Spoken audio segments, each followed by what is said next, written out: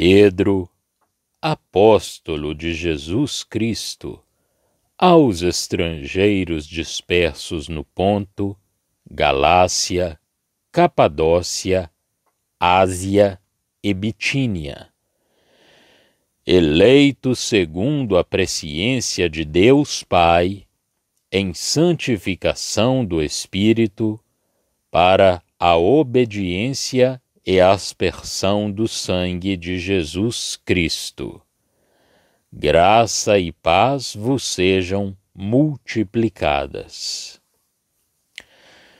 Bendito seja o Deus e Pai de nosso Senhor Jesus Cristo, que, segundo a sua grande misericórdia, nos gerou de novo para uma viva esperança, pela ressurreição de Jesus Cristo dentre os mortos, para uma herança incorruptível, incontaminável e que não se pode murchar, guardada nos céus para vós, que mediante a fé estáis guardados na virtude de Deus para a salvação, já prestes para se revelar no último tempo, em que vós grandemente vos alegrais, ainda que agora importa, sendo necessário, que estejais por um pouco contristados com várias tentações,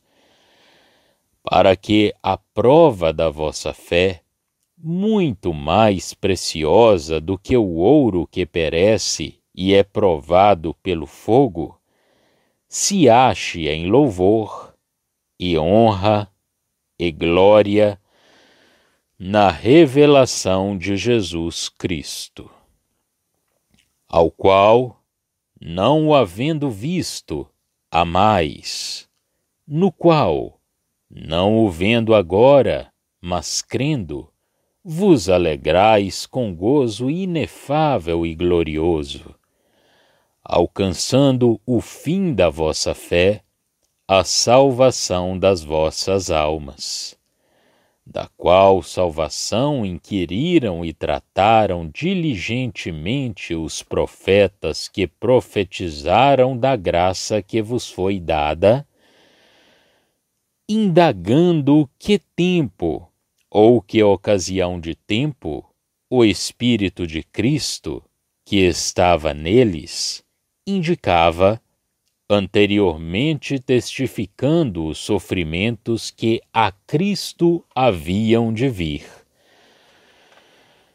e a glória que se lhes havia de seguir, aos quais foi revelado que, não para si mesmos, mas para nós, eles ministravam estas coisas que agora vos foram anunciadas por aqueles que, pelo Espírito Santo enviado do céu, vos pregaram o Evangelho, para as quais coisas anjos desejam bem atentar.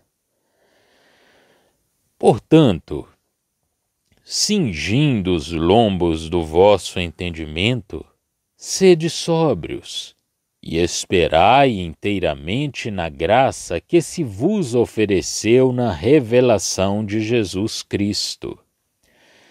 Como filhos obedientes, não vos conformando com as concupiscências que antes havia em vossa ignorância, mas, como é santo aquele que vos chamou, sede vós também santos em toda a vossa maneira de viver. Porquanto está escrito: sede santos, porque eu sou santo. E se invocais por Pai aquele que, sem acepção de pessoas, julga segundo a obra de cada um, andai em temor, durante o tempo da vossa peregrinação, sabendo que não foi com coisas corruptíveis, como prata ou ouro, que fostes resgatados da vossa vã maneira de viver, que por tradição recebestes dos vossos pais. Mas com o precioso sangue de Cristo, como de um cordeiro imaculado e incontaminado, o qual, na verdade, em outro tempo foi conhecido, ainda antes da fundação do mundo, mas manifestado nestes últimos tempos por amor de vós. E por ele credes em Deus, que o ressuscitou dentre os mortos e lhe deu glória para que a vossa fé e esperança estivessem em Deus. Purificando as vossas almas pelo Espírito na obediência à verdade, para o amor fraternal não fingido. Amai-vos ardentemente uns aos outros com um coração puro, sendo de novo gerados, não de semente corruptível, mas da incorruptível, pela palavra de Deus, viva e que permanece para sempre. Porque toda a carne é como a erva, e toda a glória do homem como a flor da erva. Secou-se a erva e caiu a sua flor. Mas a palavra do Senhor permanece para sempre. E esta é a palavra que entre vós foi evangelizada. Então, talvez, por vezes na notícia, tem ouvido falar da Turquia, um país muito longe de nós, mas hoje nós vamos ver como a obra de Deus prosperou naquele país, só que naquele tempo, o nome era bem diferente, a Ásia Menor, e quando lemos sobre Ponto, Galácia, Capadócia, Ásia e Bitínia, consultando o mapa, vemos que é uma região muito extensa. E naqueles tempos o Evangelho tinha se espalhado, penetrando estas regiões. Eu admiro. Você pode perguntar, bom, acho que ninguém aqui vai perguntar, mas pessoas ali fora podiam perguntar, mas qual foi a missão organizada para promover tal evangelização? Ou partiu de que matriz? O diretor que encaminhou as pessoas para a realização deste trabalho tão próspero na Turquia de hoje. A resposta a esta pergunta: não se criou nenhuma entidade, ou nenhuma missão especial. Não havia um diretor de missão, não. Igrejas, a única coisa que você encontra no Novo Testamento, a única entidade, igrejas. Igrejas reunidas na simplicidade, governadas por anciãos, um corpo de anciãos. Eu deveria acrescentar mais palavras. Governadas, cuidadas,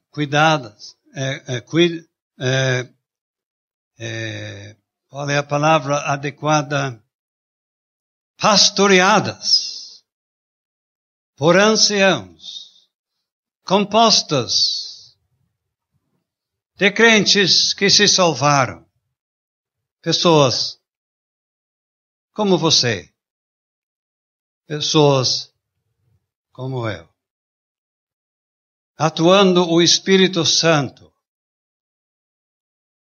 Então, o trabalho de Deus foi se espalhando. A pregação do Evangelho, de uma ou de outra forma, conduziu ao estabelecimento de uma grande obra. E, de partida, eu digo, a obra de Deus continua assim. Este é o padrão. Este é o caminho. Longe do oficialismo, de criar entidades, igrejas locais, espalhando a mensagem. Servos de Deus, a exemplo de Paulo, Timóteo, pregando o Evangelho. E assim, o Evangelho se espalhou. E agora, os crentes naquela região estão recebendo esta carta de Pedro. É admirável. Pescador. Ninguém despreza o pescador, mas normalmente ele não tem o alcance do profissional de alguma profissão. Mas um pescador que seja entregue à vontade de Deus, nem se imagine o destino de tal homem. Muito estudo talvez não, mas a lacuna Deus preencheu nas palavras maravilhosas destas suas epístolas. Então, já de início, temos demonstrado perante nós na carta que vamos estudar, o que Deus pode fazer e realizar na vida de um homem sem grandes vantagens nesta vida, porém, dedicado à vontade de Deus, dedicado ao seu Senhor, ao potencial na vida deste homem, não se pode imaginar. Pode fugir de tudo quanto podemos imaginar. No livro dos Atos, a perseguição partiu normalmente dos próprios judeus, podendo eles fomentar perseguição, servindo-se dos poderes gentílicos, eles faziam, como em vários casos que vemos naquele livro. Ou precipitadamente em Atos 16, por motivos de ganho perdido, vemos uma perseguição baseada em falsidade, atingindo Paulo e Silas. Mas com a passagem do tempo, começou a perseguição da autoridade romana, mais severa. Vidas foram ceifadas.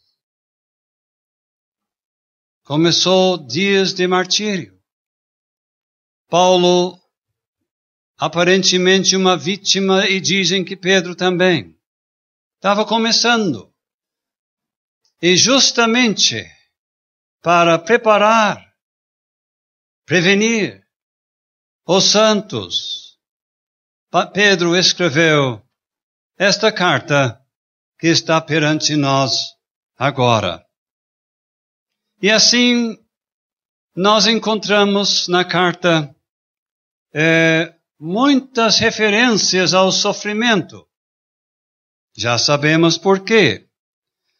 O verbo, o sofrer 5 vezes, substantivo 11 vezes.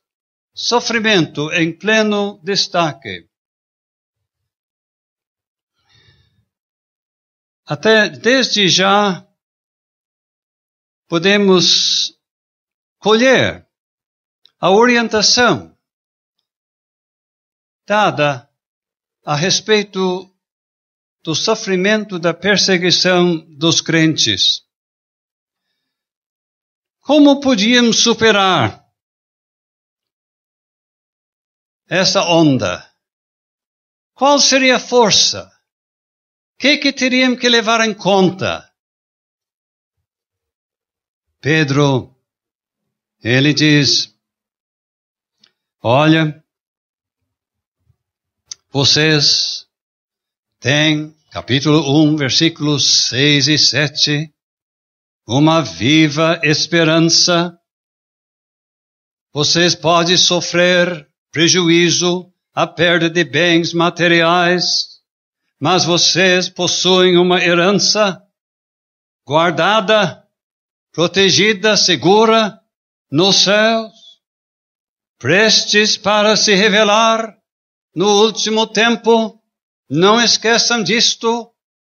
Ergam os olhos, a visão espiritual, para perceber o que terão, não o que têm. Uma herança. Ah, mas uma herança, tu acha que tem, e alguém contesta, e quando vê tu não tem mais. Sim, aqui na terra, essa não. Guardada. Mas mesmo guardada não oferece segurança. Não, mas guardado no céu. Não tem perigo. Que consolo para aqueles crentes diante da ameaça de perseguição. Então, sofrendo perseguição, pense no exemplo do Senhor Jesus Cristo, capítulo 2, versículos 20 a 23. Ele dá o exemplo. Ninguém nunca sofreu tanto quanto ele, o qual, quando injuriavam, não injuriava. Este é o exemplo. Sofrer suportando, não tentando se vingar. Mas é difícil.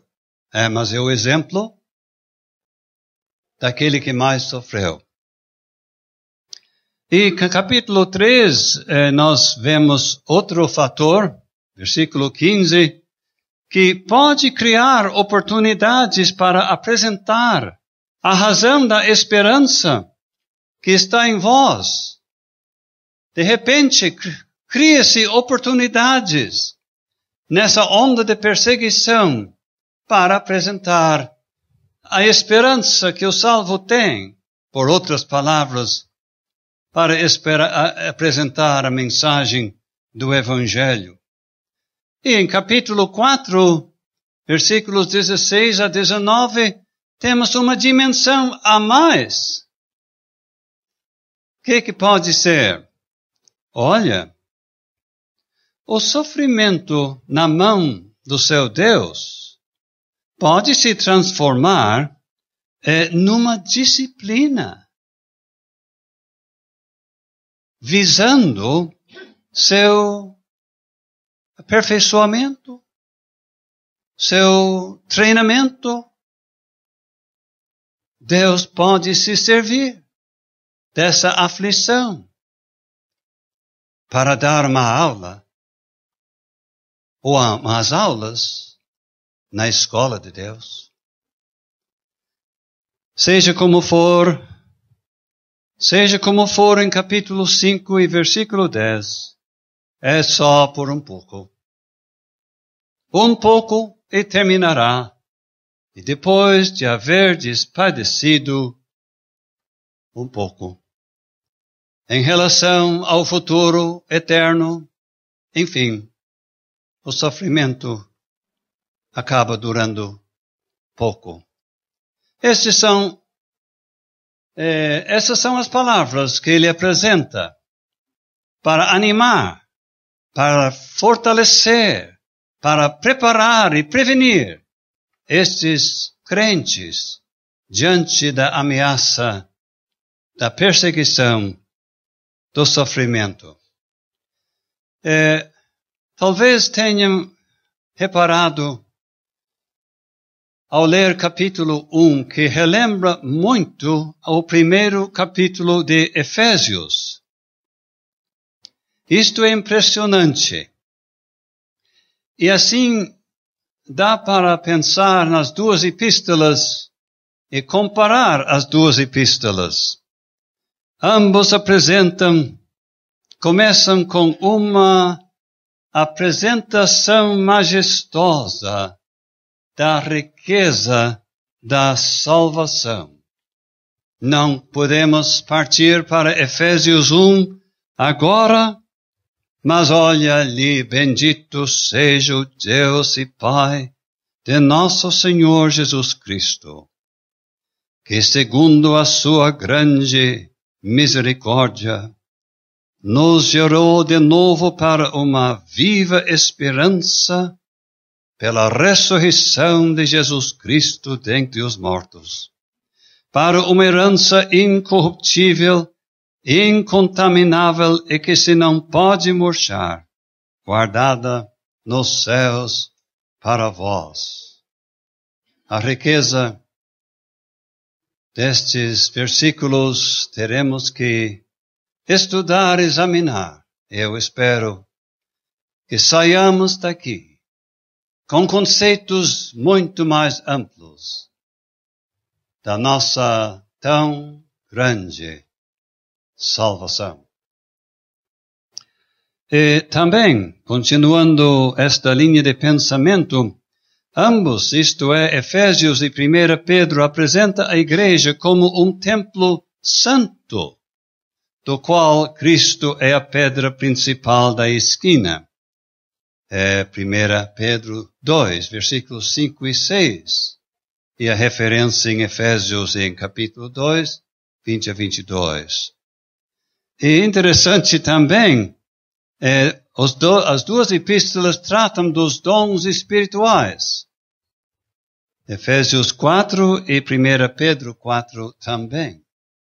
E as duas apresentam instruções quanto aos deveres de maridos e esposas, e servos e servas. E as duas epístolas terminam tratando do conflito com Satanás. Efésios 6 e 11, 1 Pedro 5, 8 e 9. Nós observamos um grande destaque do conceito de santidade. Santidade. Nós não ouvimos muito sobre este assunto, talvez em ministério, em conversa, mas está em pleno destaque nos estudos para esta semana. Santidade. Sede vós santos. Você diz, sim, é uma boa opção. Não. Não. Isto aí é para certos crentes, super crentes. Não. Não está certo. É para o crente mais dedicado. Não. Aqui é para todos. Sede não é uma opção. Eu estou salvo, que bom, tenho certeza. Mas tem crentes relaxados e por que eu não posso ser? Eu estou salvo. A palavra de Deus diz para você, não sei se, creio que talvez não teria ninguém com este pensamento aqui, mas sede santos. Sede santos. Não é uma opção, é uma obrigação para todos. Nós lemos de um sacerdócio santo. Nós lemos de uma nação santa. E esses termos se entendem com referência a nós, aos crentes. Nós lemos de santas mulheres. Santas mulheres. É impossível de avaliar a bênção de santas mulheres entre o povo de Deus. Mas elas não falam nas reuniões. Às vezes, o porte delas fala. A boca não se abre. A maneira de entrar, às vezes, de se vestir, a maneira de conversar, uma aula para todos em santidade, santas mulheres. Nós lemos do Monte Santo. Então não precisamos pensar que temos hoje em dia um monte que é santificado, que é próprio para certas devoções religiosas. Não. Monte Santo é por causa que ali, o Senhor Jesus Cristo manifestou a sua glória a Pedro, com Tiago e João. E olha, nós sabemos que este prédio aqui não é mais santo do que o prédio ao lado. Não é. Mas poderia ser como este Monte Santo. Quem sabe você se recorda. E aqui mesmo, houve horas inesquecíveis. A presença de Deus permeou o ambiente. E você saiu, não como entrou, diferente. Santo Monte, como eles subiram, não desceram. Desceram com uma visão inesquecível, marcante. Então, onde estávamos? Não podia faltar. Também homens santos. Não somente mulheres santas. Homens santos, 1:21. Homens santos. O santo mandamento. Santos profetas.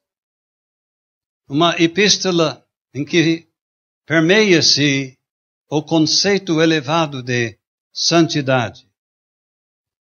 E agora você pergunta, o que é santidade? Seria aquela separação de tudo que não convém e dedicação a Deus e a sua palavra. A santidade não se produz de um dia para o outro. Nem no caso de Pedro. É algo que, sem a pessoa se flagrar, forma-se no seu caráter. Então,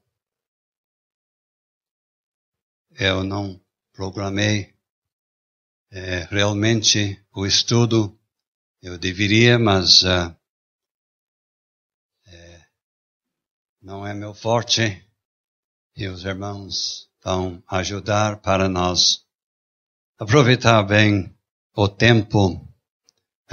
Outra palavra que predomina é a palavra preciosa. Preciosa. Única vez na Bíblia que lemos de sangue, precioso sangue. Versículo 19. Nós temos de pensar nisto. Por que o sangue de Cristo é denominado precioso? Penetrando no capítulo do meu irmão aqui, seu José, lemos da pedra viva preciosa. Quem é? É o Senhor Jesus Cristo. O Pedro principal da esquina, eleita e preciosa, quem é? O Senhor Jesus Cristo. E o que diz aquele capítulo em versículo 6? Assim, para vós, os que credes, é preciosa. Então, em torno da pessoa do Senhor Jesus Cristo, naquele trecho que será estudado amanhã da noite, está em pleno destaque a pessoa preciosíssima. E qual é o salvo aqui presente hoje que não assina embaixo? Assim, para vós, os que credes. É preciosa. Diz preciosa por causa do termo pedra principal. Então, quanto ao capítulo, eu fiz uma certa divisão, mas não é rigorosa. Eu podia perceber versículos 1 a 12, salvação, 13 a 14, sobriedade, 15 a 17, santidade, 18 a 21, o sangue de Cristo, e 21 a 25, a semente incorruptível. Nós não precisamos obedecer essas divisões a rigor. No início do capítulo, meus irmãos, no início do capítulo, nós vemos a Santa Trindade agindo em quê? Em nossa salvação. A Santa Trindade, eleito segundo a presciência de Deus Pai, em santificação do Espírito, para obediência e aspersão do sangue de Jesus Cristo. A Santa Trindade.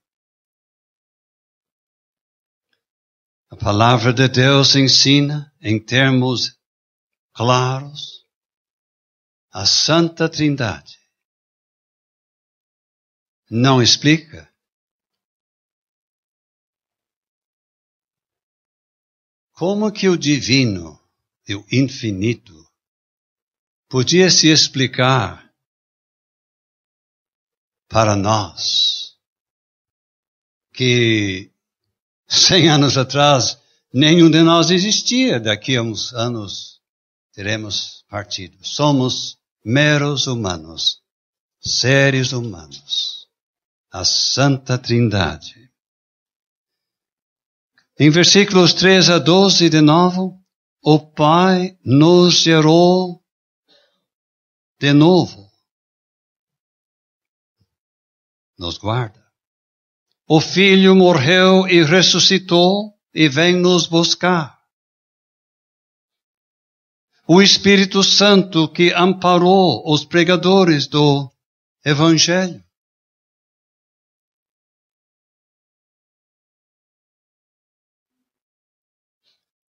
Há pessoas que usam o termo Deus Pai, Deus Filho, Deus, o Espírito Santo.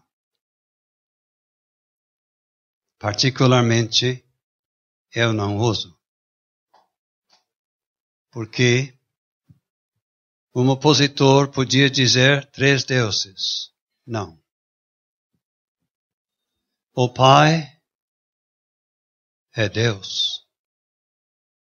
O Filho é Deus. O Espírito Santo é Deus. Um Deus. 3 pessoas. Eu não sei se vamos conversar sobre isto depois. Depende do andamento do estudo. E nós temos esse grande assunto da nossa salvação. O passado, eleitos e salvos. O futuro, herança guardada.